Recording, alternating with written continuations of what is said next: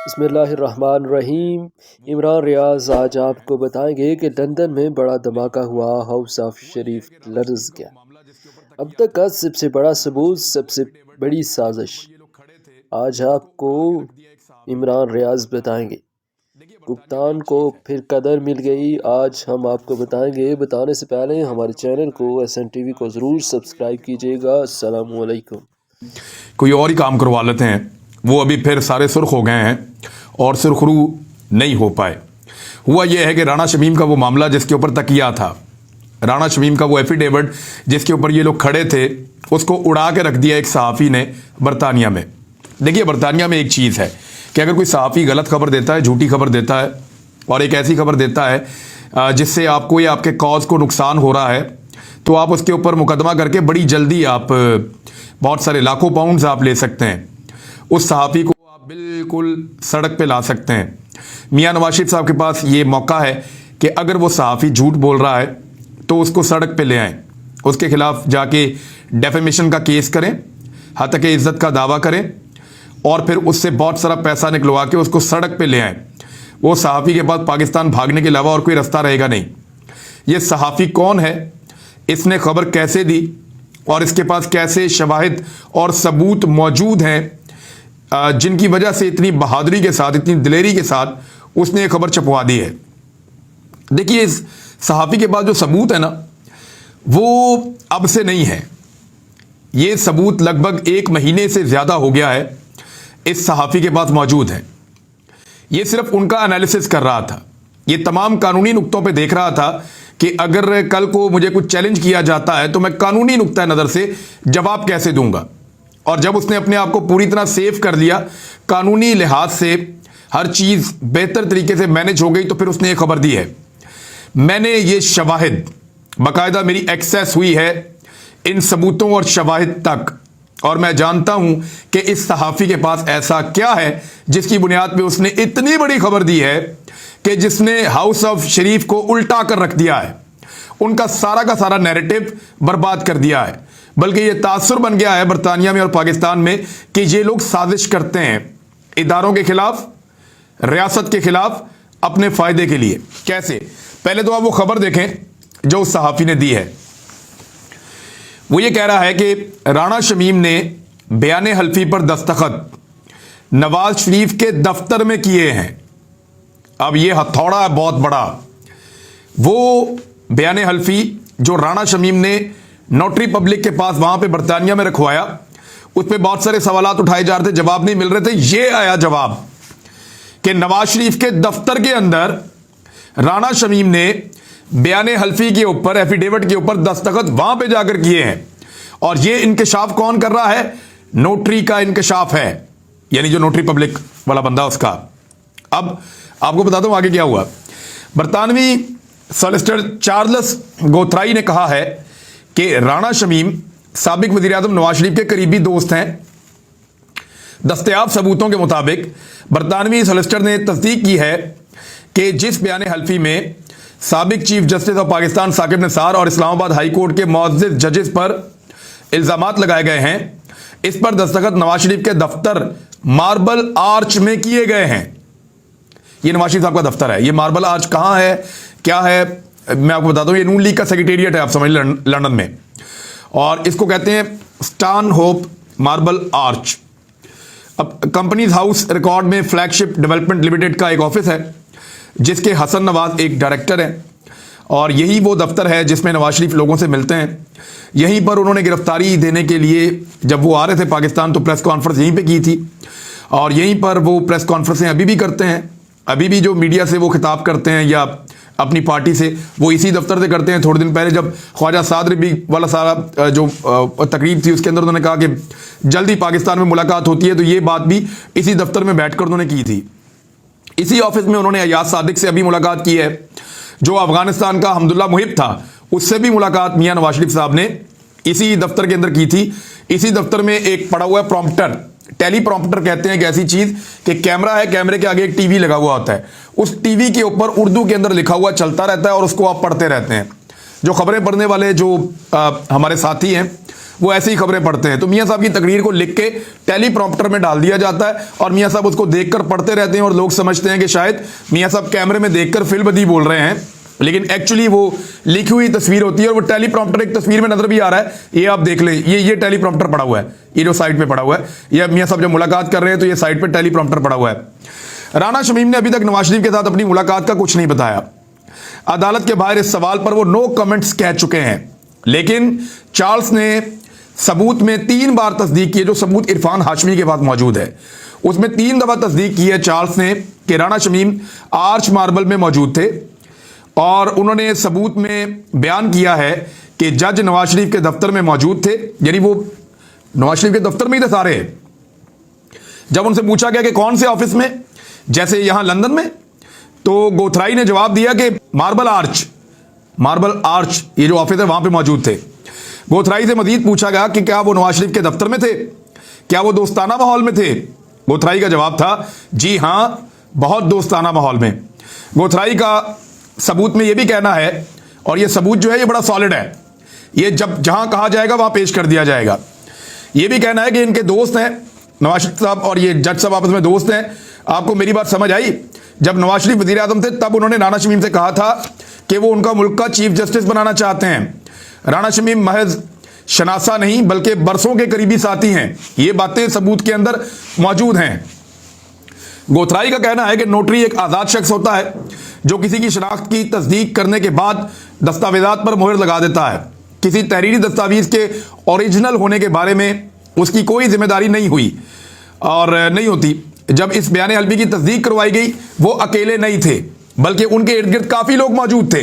याद रखें, जब नोटरी पब्लिक एक बयान ले रहा होता है ना, बयान हल्फी, तो वो उस शख्स के साथ अकेला मौजूद होता है। वो ये देखता है ये शख्स किसी दबाव में नहीं है, नशे में नहीं है, और उसके बाद उससे वो लेकर और उसके ऊपर वो नोटिफाई उसको कर देता है। वो नोटरी पब्लिक की स्टैंप वगैरह उसके ऊपर लग जाती है।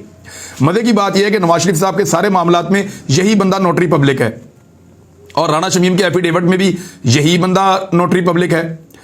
अब ये खबर जो है वो पोल खोल रही है कि उस वक्त वो बंदा अकेला नहीं था राणा शमीम इस नोटरी पब्लिक के साथ, बल्कि आसपास मियां नवाज शरीफ साहब के दफ्तर के लोग मौजूद थे और एक दोस्ताना माहौल था और उस माहौल के अंदर वो दस्तखत हुए थे। तो एक तो उसकी कानूनी हैसियत जो है वो चैलेंज हो गई, नंबर 1।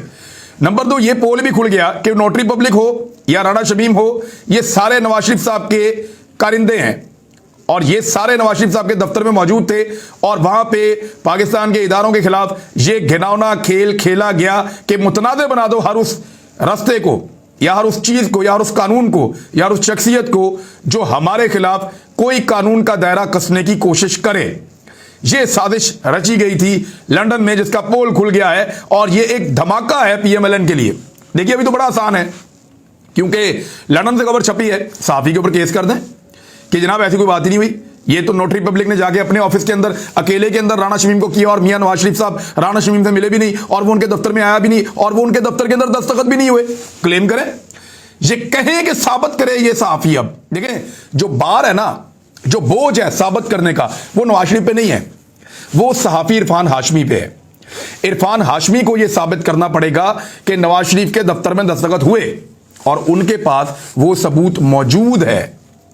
वो सबूत दिखा देंगे, वो शवाहिद सामने रख देंगे कि जनाब ये वो सबूत हैं जिनकी बुनियाद पे मैं कह रहा हूं कि नवाज शरीफ के दफ्तर में साइन हुए हैं।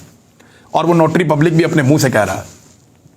चार्ल्स तो मियां साहब बहुत बुरी तरह फंस गए। अब इससे मियां साहब ने बचने के लिए ना जियो न्यूज को एक इंटरव्यू करवाया उसी चार्ल्स का, और किया क्या, क्योंकि इरफान हाशमी ने सवालात पूछे हुसैन नवाज से, नवाज शरीफ से, हसन नवाज से, बाकी लोगों से कि यार इसके ऊपर जवाब दें कि मियां साहब के दफ्तर के अंदर आके वो साइन करवा रहा है, ये कौन सा नोटरी पब्लिक है और ये कौन सा कानूनी तरीकाकार है, ये तो सब 2 नंबरी लग रही है, तो आप इसका जवाब दें। तो उन्होंने इसका जवाब नहीं दिया। वैसे भी वो इरफान हाशमी का और फरीद 2-4 और सहाफी उनका वो जवाब नहीं देते। एक छोटा सा क्लिप दिखाता हूं, ये देखें, पीछे पीछे भाग रहे हैं और हुसैन नवाज आगे आगे भाग रहे हैं, सवाल का जवाब नहीं दे रहे। ये देखें, सर आपने वो डाल दी है एप्लीकेशन, हुसैन साहब थोड़ी सी डिटेल कर बता दें प्लीज। तो ये वहां रूटीन है। ये मियाँ साहब की फैमिली इनको जवाब नहीं देती, इन लोगों को बिल्कुल नहीं बताते कि इनके सवालात के। वो खास बंदे उन्होंने रखे हुए हैं जिनको वो खबरें देते भी हैं और उन्हीं से वो खुश रहते हैं और उन्हीं को वो सवाल खुद पहले बताते हैं, फिर वो सवाल पूछे जाते हैं, फिर जवाब देते हैं। उन्होंने जियो को इंटरव्यू करवा दिया चार्ल्स का, और वो इंटरव्यू भी अभी पेस्ट कर दिया गया है सोशल मीडिया पे और जियो पे भी, जिसमें चार्ल्स ये क्लेम कर रहा है कि जी वो मेरे दफ्तर आया था, मेरे दफ्तर के अंदर अकेला मौजूद था और ये सवाल जानबूझकर पूछे जा रहे हैं कि क्या अकेला था, किसी दबाव में तो नहीं था कि आप और वो अकेले थे और यहां पे साइन हुए। अब जानबूझ के उससे सारा कुछ उगलवाया गया है। लेकिन अगर करना है तो इनको यह करना है कि इरफान हाशमी को अदालत लेकर जाएं और यह कहें कि इन्होंने हमारी शोहरत खराब की, इन्होंने हमारे ऊपर एक भोंडा इल्जाम लगाया कि हमने पाकिस्तान में इदारों को बदनाम करने के लिए यहां लंदन में एक साजिश की है, लिहाजा इरफान हाशमी को सजा दी जाए और उससे हतके इज्जत के करोड़ों रुपए वसूल कर लें, बेशक जितने पैसे उसके पास हैं भी नहीं उतने ही कर लें, बेशक उसको बिल्कुल आप सड़क पे ले आएं अगर कर सकते हैं तो। लेकिन मैं आपको बताऊं कि उन सबूतों की मौजूदगी में कभी भी इरफान हाशमी को चैलेंज नहीं किया जाएगा। मैं आपको यकीन से कह रहा हूं क्योंकि मैं उन सबूतों को जानता हूं और वो 1 महीने से मौजूद हैं, वो आज से नहीं है। मैं अंडर ओथ था, मैंने उनके साथ ये हल्फन उनको कहा था कि मैं ये बात जब तक आप स्टोरी नहीं देंगे किसी को नहीं बताऊंगा, और वो सबूत किस नौयत के हैं वो अभी भी फैसला हुआ है कि वो नहीं बताया जाएगा जब तक के मियां साहब या वो नोटरी पब्लिक इनको अदालत में नहीं लेकर जाते। राणा शमीम के ऊपर पहले ही कुछ सवाल उठाए जा रहे हैं। पहला सवाल यह है कि साबिक जज 3 साल तक क्यों खामोश रहे। दूसरा सवाल यह है कि नवंबर के दूसरे हफ्ते में लंदन नवाज शरीफ से मिले या नहीं मिले। तीसरा सवाल यह है कि बयान हल्फी की तस्दीक लंदन में क्यों करवाई। चौथा सवाल यह है इसका फायदा किसको हुआ। पांचवा सवाल यह है कि सियासी हवाले से हसास मौके पर क्यों लीक किया गया। छठा सवाल यह है कि नवाज शरीफ के राणा शमीम के साथ ताल्लुकात थे या नहीं। सातवां सवाल यह है कि इस बयान हल्फी का नवाज शरीफ के हवाले से बेनकाब होना क्यों जरूरी है। ये सवाल पहले ही उठाए जा रहे हैं। अब इन सारे सवाल का जवाब आपको आज मिल गया है, बड़ा क्लियर हो गया। ये बयान हल्फी बाहर क्यों लाया गया, बड़ा सवाल अब यह है। इस बयान हल्फी में जानबूझकर एक बंदे का नाम शामिल करवाया गया, एक जज का, और वो जानबूझकर पाकिस्तान से शामिल करवाया गया। रायवंड से ख्वाहिश कही कि जी जस्टिस मियां आमिर फारूक साहब के ऊपर इल्जाम लगा दिया जाए और उनका नाम इस बयान हल्फी में शामिल कर दिया जाए। यह क्यों कहा गया? क्योंकि जस्टिस मियां आमिर फारूक साहब वो केस सुन रहे हैं जिस केस में मरियम नवाज साहिबा की अपील है और जिसमें मरियम नवाज साहिबा को पहले ही सजा हो चुकी है। वो किसी भी वक्त जेल जा सकती है। अब इनका तरीकाकार यह है कि या तो जज को काबू करो या उनको अपनी मर्जी का फैसला देने पर मजबूर करो, और अगर वो मजबूर ना हो तो फिर उनको बदनाम करो, जैसे कि ये करते हैं बेशतर जजेस को बदनाम, या उनके ऊपर ऐसे एलिगेशन लगाओ या उनके लिए ऐसे हालात पैदा करो कि वो केस से अलग हो जाएं। मरियम नवाज साहिबा के केस में क्योंकि मुअज़्ज़िज़ जज साहब इस मामले को सुन रहे थे तो हुसैन नवाज साहब ने इस स्टोरी को भिजवाया और पहुंचाया किसके पास? अंसार अब्बासी साहब के पास, और उनको बताया कि ये एफिडेविट छाप दो। उन्होंने बगैर सोचे समझे अपने ताल्लुकात की बुनियाद पे जो है वो अपने पांव पे कुल्हाड़ा मारा और ये स्टोरी छाप दी। अब हुसैन नवाज के फरिश्तों को भी इल्म नहीं था और किसी को भी ये आइडिया नहीं था कि इस्लामाबाद हाई कोर्ट इस मामले का नोटिस ले लेगा, और जैसे ही इस मामले का नोटिस लिया तो सबको मुसीबत पड़ गई। जज राणा शमीम साहब किसी सवाल का जवाब देने को तैयार नहीं है। एफिडेविट जो है उसको छुपाया जा रहा है। सबका मौक़िफ़ जो है वो अलग अलग किस्म का आया है, तो सारे के सारे फंस गए। एक तो इस एफिडेविट की दुर्गत बन गई। अगर तो इसको वहां पे छुपा के रख लेते, बचा के रख लेते और इस एफिडेविट को बाहर ना आने देते तो होता यह कि शायद मियां साहब को यह बरतानिया में फायदा दे देता उनके पॉलिटिकल असाइलम के केस में, जहां पे वो 2-3 साल गुजारने के बाद मुनासिब वक्त में अपना केस वापस ले लेते और इस तरह बरतानिया में उनका स्टे बहुत आसानी से मुमकिन हो जाता। उनको पाकिस्तान वापस ना आना पड़ता, जैसे मजबूरी में आजकल वो अनाउंसमेंट्स कर रहे हैं। लेकिन उन्होंने इससे डबल शिकार करने की कोशिश की। एक तीर से 2 शिकार, यानी एक तरफ मियां साहब को भी फायदा पहुंचा देते हैं इसी एफिडेविट से, और दूसरी तरफ मरियम नवाज साहिबा को भी एक मुअज़्ज़िज़ जज साहब जो इंसाफ करने जा रहे हैं उनसे बचाने की कोशिश की जाए और उनको मुतनाज़ बनाया जाए अदालती प्रोसीजर को। यह दोहरा एक तरीकाकार मुबैना तौर पर इस्तेमाल किया गया बज़ाहिर जो नजर आ रहा है, और अदालत इस बारे में सवालात उठा रही है। ज्यादा कानूनी नुक्तों में हम इसलिए नहीं जा सकते, अदालत के अंदर केस चल रहा है, लेकिन बज़ाहिर यह तस्वीर क्लियर होती चली जा रही है। अब इसमें मरियम नवाज साहिबा को फायदा यह था कि मुअज़्ज़िज़ जज साहब अगर इस बेंच से अपने आप को अलग कर लें या केस को ना सुने तो फिर उनको लगता है कि वो मैनेज कर सकते हैं। वो हमेशा ऐसे ही करते हैं। यानी यहाँ पे ऐसी खबरें आती हैं, बल्कि सहाफ़ी और कई सियासतदान आपस में, मैंने कई दफ़ा इस्लामाबाद में या लाहौर में उनको बातचीत करते हुए सुना कि ये जो बेंच बना है ना, फैसला ये आएगा और इस अक्सरियत से आएगा। यानी वो लोग कहते हैं कि हम मैनेज कर लेते हैं। बड़ी शर्म की बात है, झूठ बोलते होंगे, लेकिन वो ये कहते हैं कि हम मैनेज कर लेते हैं। यानी मैंने बहुत सारी दफ़ा सियासतदानों को कहते हुए सुना कि ये जज साहब ये फैसला देंगे और ये वाले हमारी बात नहीं सुनेंगे। यानी ऐसी असेसमेंट कर रहे होते हैं। बड़े दुख की और बड़े तकलीफ की बात है।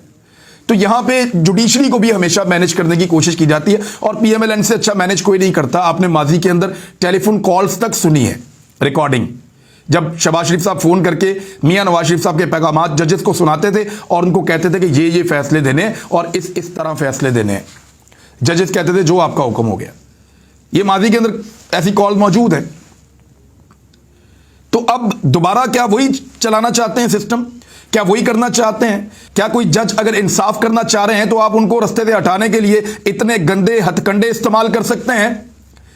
ये साजिश है जो पकड़ी गई है। और चैलेंज ये है कि मियां नवाज शरीफ साहब या चार्ल्स जो चाहे अदालत के अंदर इरफान हाशमी को लेकर जाएं और उनको कोड़ी कोड़ी का मोहताज कर दें, अगर कर सकते हैं तो, लेकिन करेंगे नहीं, क्योंकि इरफान के पास भी सबूत मौजूद है। वो इस पर सियासत करेंगे, कानून का दरवाजा नहीं खटखटाएंगे। उसकी वजह यह है कि सारे पोल खुल गए हैं और अब कुछ भी ऐसा नहीं रहा। यानी ये तो सुरखरू होने के चक्कर में लाल सुर्ख हो गए अब तक।